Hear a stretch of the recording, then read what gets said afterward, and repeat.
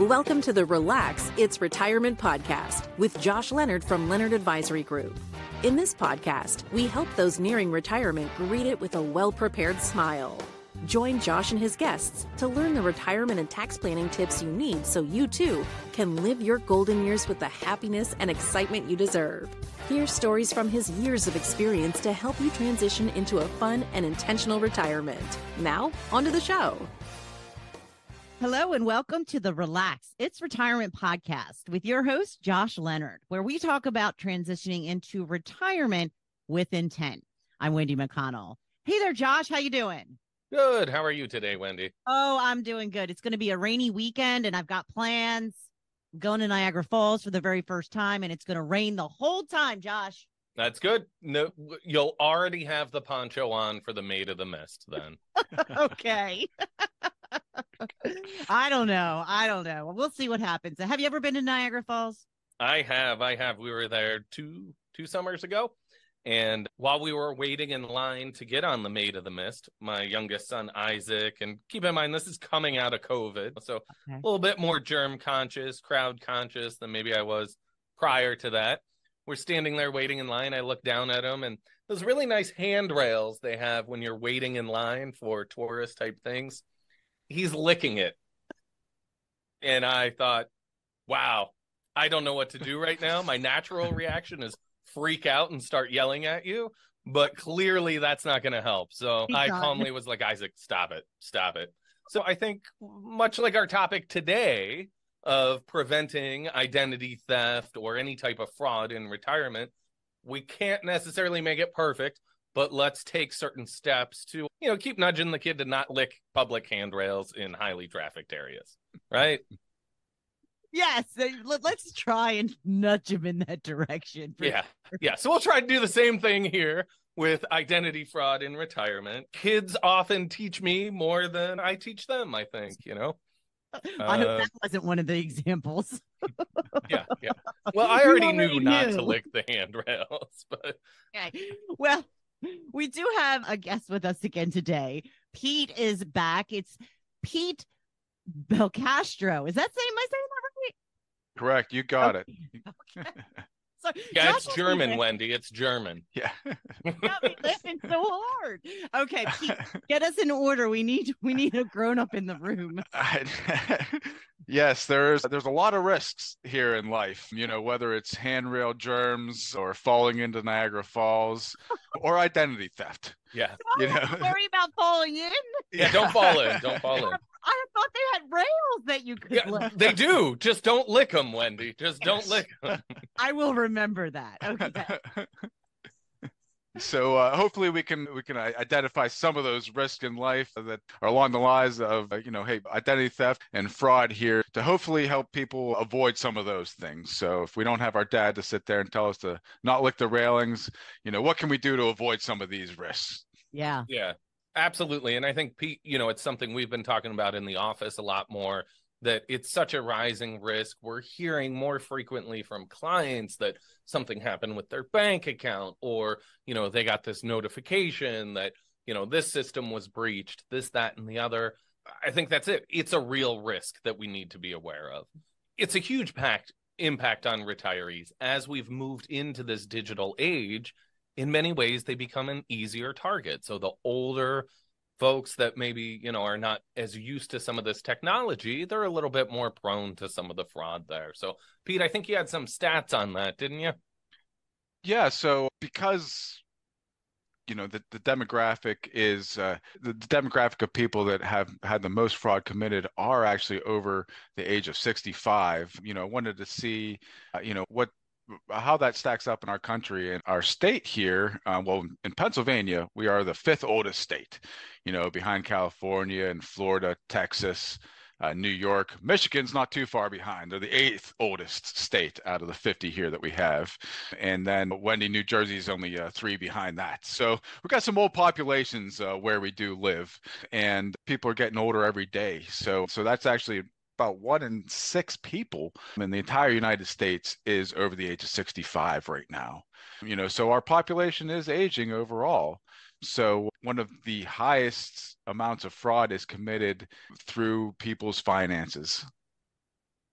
I saw in the news that they have a warning about email scams, which I've been getting myself, where it appears to be from the post office or some sort of delivery service saying that your address is incomplete, and they want you to click on a link.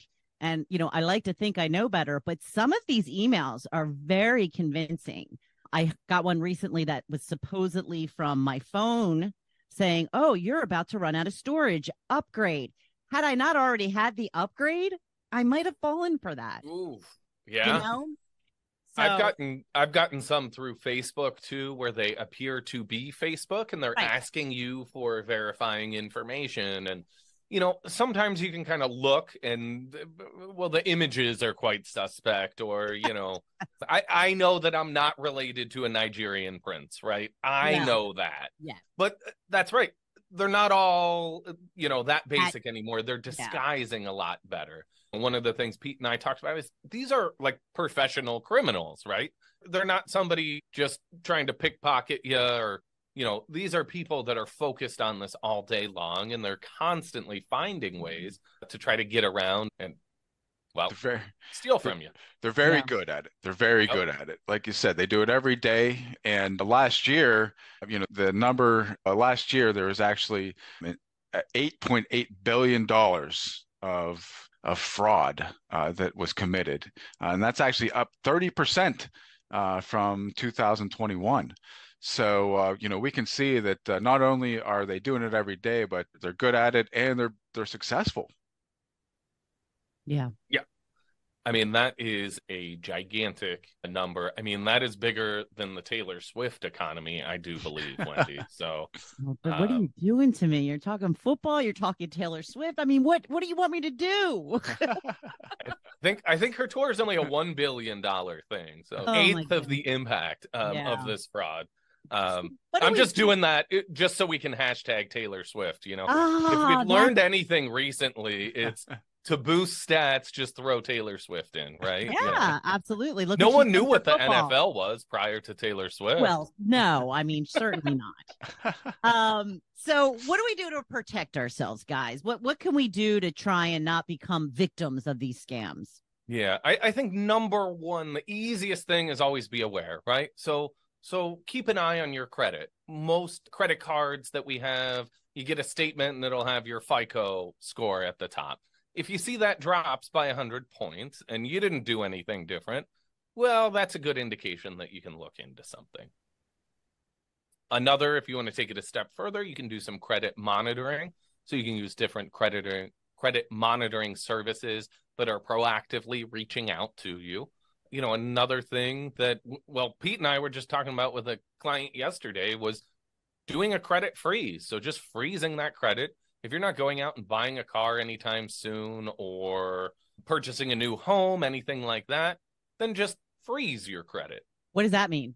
I've never heard of that. Freeze your credit? Yep. You can freeze it so it locks it up. So no one, like when you go to the car dealership, Wendy, and they ask you for your information, you put it in and they go ahead and run your credit to see what financing offers they can give you and if they can lend you the money. Right. It would stop that. They would not be able to run that without you reaching out to the credit bureau and unfreezing the account prior. So it's just one more backstop. Okay. So I wanted to freeze my credit score, but that's not what it means. No. No. You can't freeze your credit score and take out a bunch of debt. No, doesn't quite work that way. I knew that was too good to be true. So even when your credit's frozen, you can still monitor it, and you should still monitor it. So you can actually get a full credit report once a year. And so that's the reason why you can only do it once a year, is because it is almost, they call it a hard hit on your credit. So it pulls almost everything. But if you do it once a year, it doesn't affect your credit. So if you have too many of these hard hits, it could show that you're trying to get too much credit outside of what you could afford, and the creditors don't like that. It doesn't look too favorable. But throughout the year, you can always do soft credit hits. So that's kind of if you do anything online, as far as looking at your online banking, or you look at your credit cards online, you'll probably see a button or an area there that you can click on, and it says check your FICO credit score. So you can. That's a great place. Something that most of us, if you are doing anything online, you notice just that, that's a great place to look, check to see if there's any major moves there. And that does not affect your credit score. Right. So, are they actually accurate, do you think?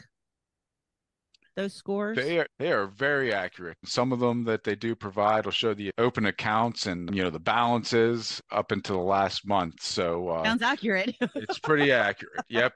Yeah, it might not be instantly updated. If you just paid off that credit card yesterday, that might not be updated yet. But again, it's just a good indicator to kind of look at. One of the things when we're reviewing client accounts too, we go through any withdrawals from their accounts.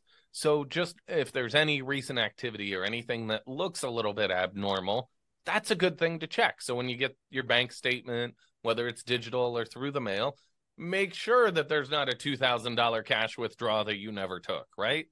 So just kind of keeping in mind of, what is going on in your financial statements and taking a quick look through it.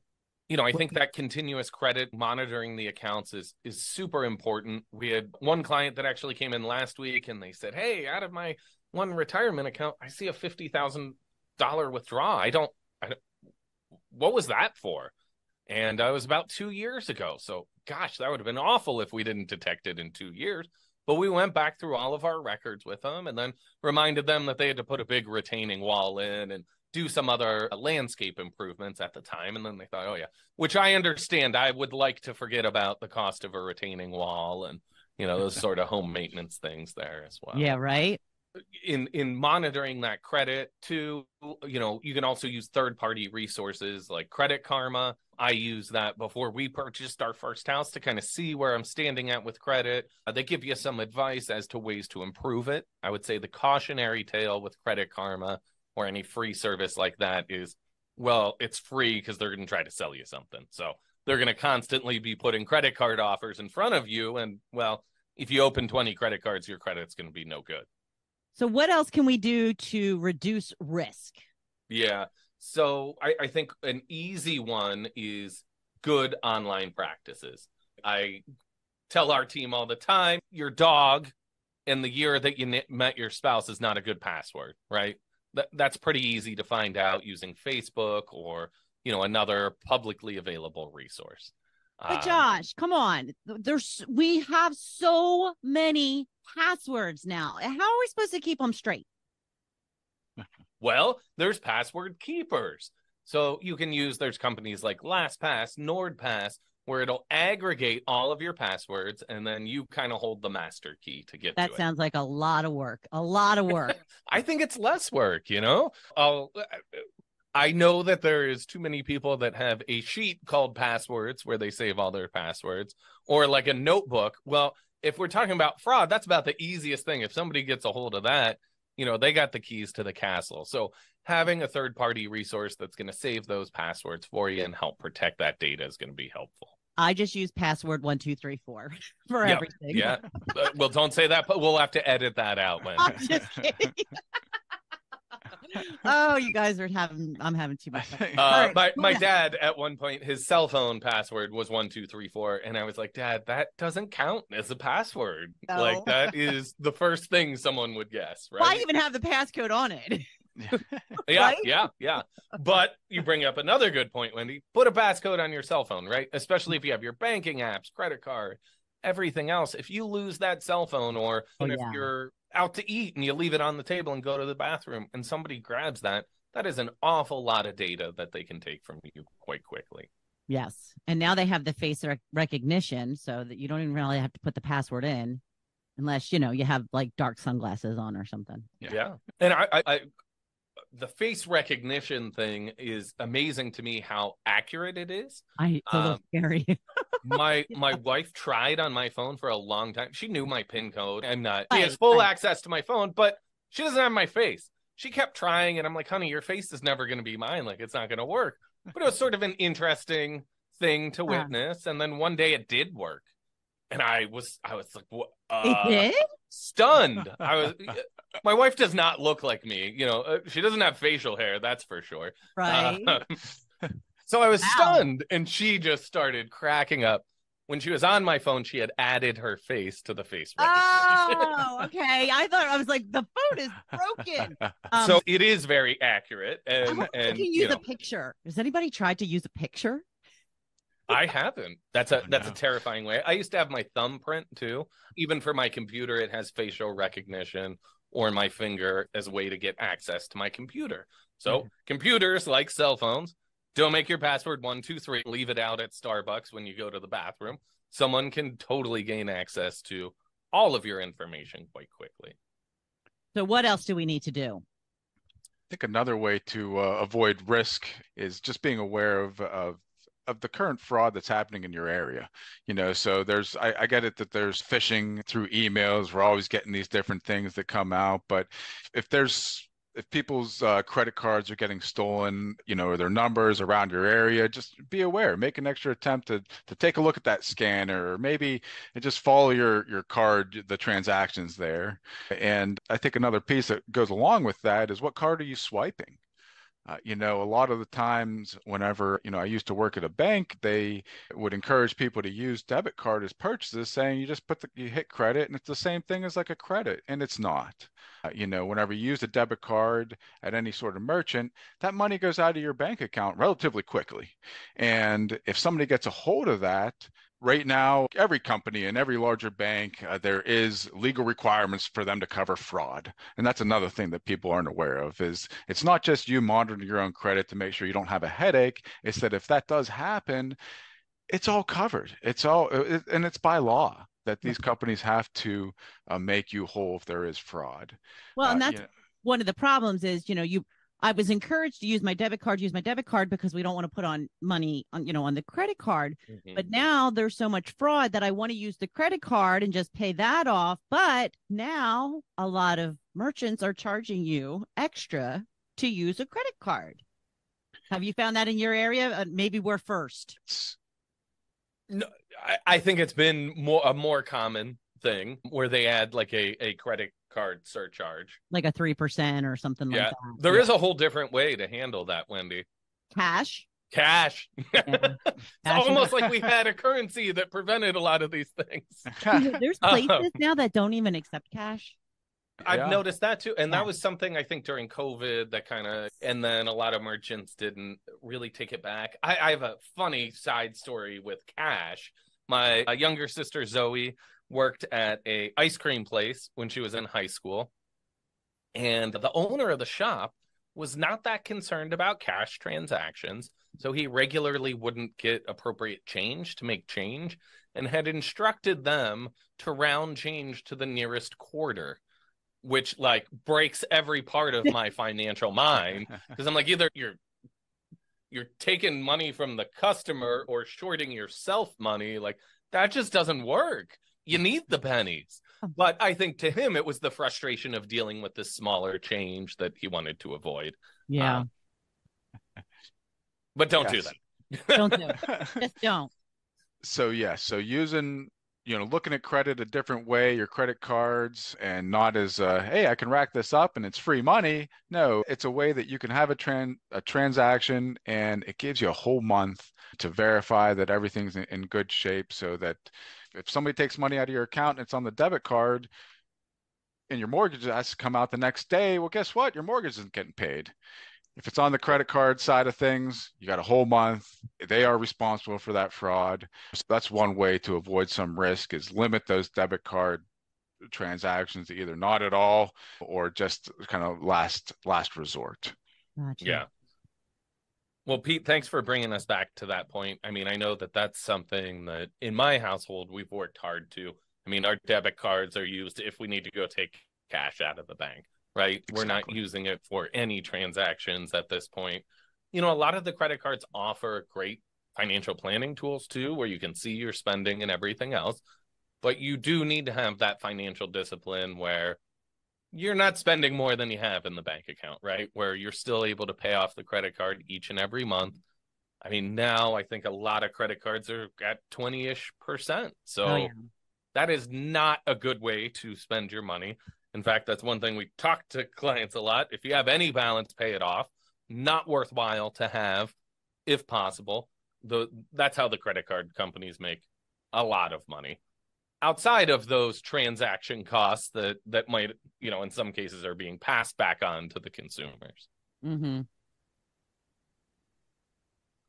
I think another way that you can help protect, some of your security is with two-factor authentication. So a lot of this can be a bit annoying at times, but if you try to log into something online and they send you a text code or they'll send you a code to your email, I think these are great ways to get, a double check that it's actually you, right? So if you're trying to sign into a website and your username and password, that's two pieces of data. But then if it's also sending you a text message outside of that, if it's someone else trying to log in, they're not going to be able to without also having your cell phone. So it's never foolproof, but that is another check along the way to helping you protect things a little bit further. Pete, when you were working at the bank, I think that was during the credit card issues or the data breach that Target had. Is that correct? Yeah, there was a data breach at Target at the time, and we were pretty much in the parking lot of a Target. And, because of, and it was around Christmas. So you could imagine there was a lot of people coming in that were panicked and, a lot of conversations around that data breach. And I did a lot of shopping at that Target. And because it was around Christmas time, I didn't even check my credit there because I knew that my wife was also at Target. And if I wanted to have a good Christmas, I needed to wait till after to check that credit card bill because it would have made me very sad, I'm sure. So, but I knew that because everything is covered 100% from fraud and it's done that by law, I wasn't worried. So I figured if somebody had my info and they racked up a few transactions, I'd rather have a good Christmas than kind of get bogged down by that. So that's something that, I think benefits a lot of people because you don't have to, it's not coming out of your bank account whenever you use a credit card.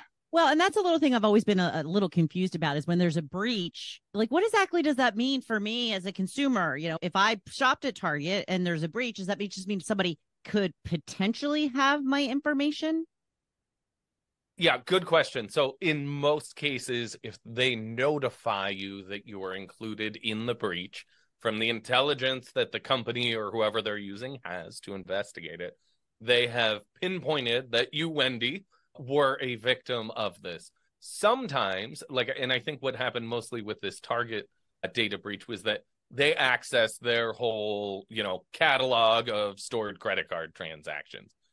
So that's pretty much everyone. I mean, I don't know, unless you exclusively never go to Target, that includes a lot of people. So I think in an instance like that, you don't necessarily need to freeze your credit or hire someone to specifically do credit monitoring. Rather, just keep a close eye on whatever card you normally use when you go to Target, because that data is out there. That also doesn't mean that someone is going to charge your credit card in the short term, too. Many times these criminals will take the data, sit on it for a while, and then implement later, too. Okay. So I think in general, we just, really need to be pretty vigilant overall on keeping an eye on things, right? Not ignoring it. I mean, maybe if we want the 30-day extension on the credit card to get through a happy Christmas, that works well. But we don't want to be in the position where we're totally ignoring it for 6 months and then we find out someone's racked up a big bill in our name. Right. And if something does happen, keep in mind, like we talked about earlier, these are professionals. They're very good at it. Talk to somebody about it. Talk to a financial professional. Get it resolved. Don't just say, gosh, I made a stupid error. I'm not going to do that. There might be things that you can do to either get some of your money back or protect yourself from that happening again in the future. So sometimes with our older population, they get embarrassed or felt like it was their fault and it wasn't, and it's not.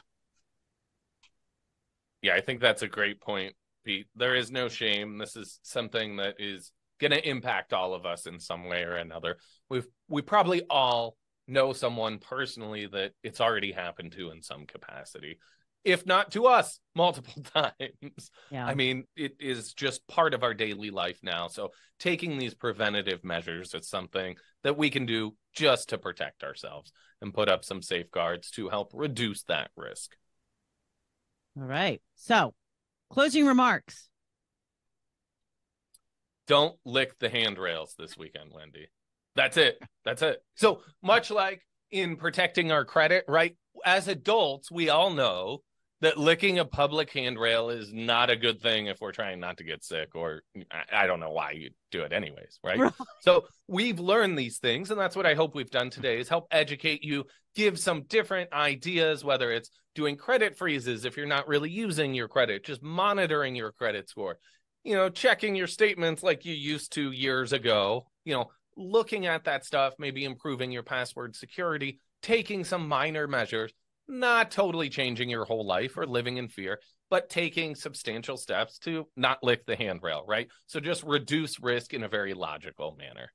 Well, I do appreciate that reminder. I probably would have forgotten had you not thrown that in at the end. So how can people get in touch with you, Josh? They can reach Pete Belcastro at Leonardadvisorygroup.com, or they can check out our website at leonardadvisorygroup.com.